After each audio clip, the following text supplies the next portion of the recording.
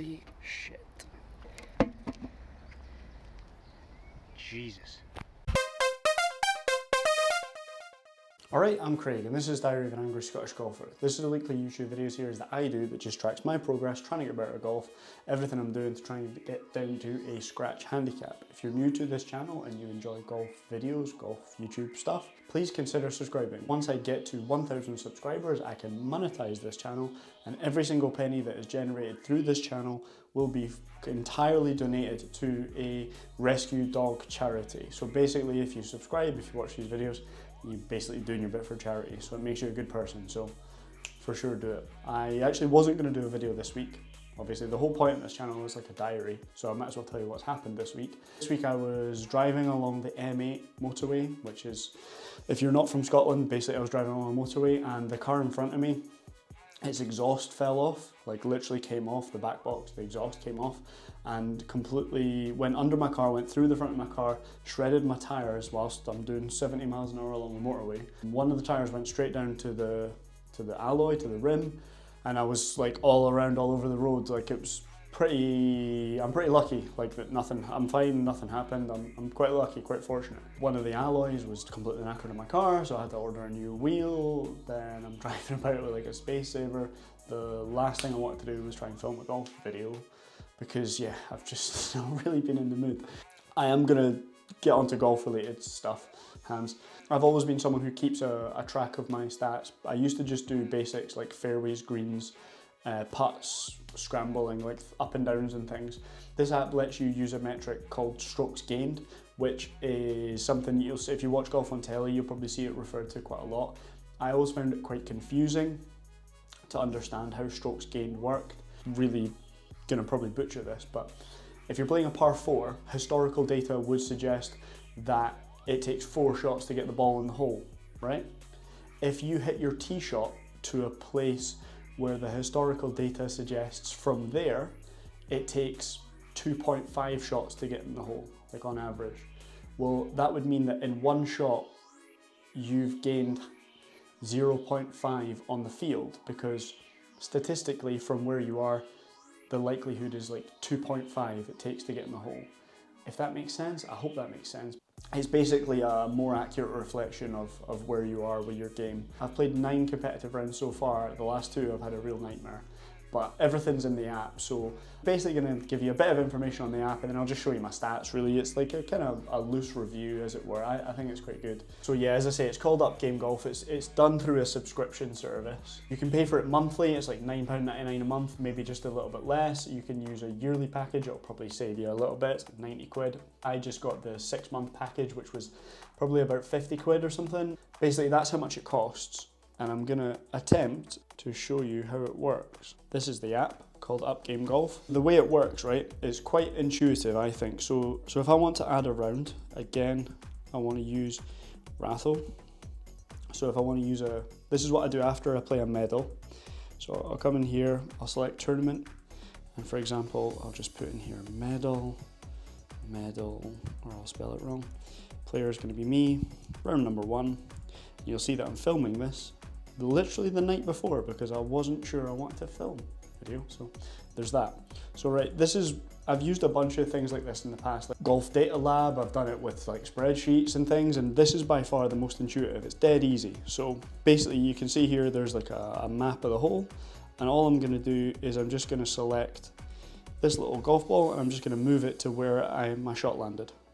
So say my shot landed there, and then say I hit it to 10 foot from the hole, I would move it to 10 foot from the hole. Say that I had a 10 foot left to right putt, which was uphill, for example, I'll select that, and say I missed that putt and I had a 2-footer back, which was straight, I'd do that and I'd finish the hole. Done.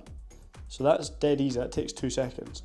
Let's look at the second hole, for example. I should have said you can move the tee by just holding down on the tee, like you can move it to where it was. So let's just say we were playing off the backs, and let's just say on the second hole, move this ball, ripped one down the middle, had 115 yards in, then I went and I pulled my shot into the bunker, knocked it out to 20 feet, had a left to right putt that I knocked to 2 foot, I bogeyed the second. It's dead intuitive, like as I say, I've used a bunch of these apps, they're dead handy. So we'll just do the last hole, for example. So say that I absolutely shank one out of bounds right, add a penalty. So down here you can see you can add a penalty. And I'm gonna return to where I last played. So I'm basically playing 3 off the tee. So you can see up the top here, I'm using my finger to explain, I don't know why. So you just basically go through your whole round like that. If you're a member at the club I'm a member at, and you see me after the round, just like messing about with my phone, I'm putting this in.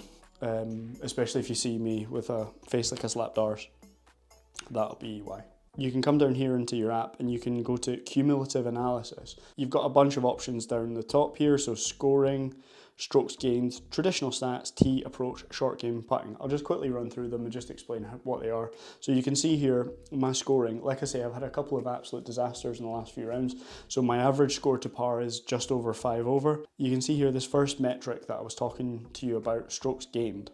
Historical data is based on the PGA Tour average from distances and stuff. And you can see, so basically against the average PGA Tour pro, I'm my total is 7.75 shots down per round. So you can see I'm losing 1.69 shots off the tee. So my tee shots are costing me 1.69 shots. So if I refer back to my stat from earlier, if you hit your tee shot somewhere where the average would be, say, it takes you out an average, make it dead easy, 2 shots to get in the hole from there. So you're gaining a shot in the field. So where I'm putting my tee shots, I'm losing 1.69 shots on average, which obviously isn't very good. Strokes gained, approach shots, you'll see I'm losing 2.21 shots. Short game, I'm losing half a shot, which I'm actually quite chuffed about. So I've done a lot of work on my short game over the year, and I know it's not great, but I feel like that's all right. I'm doing okay.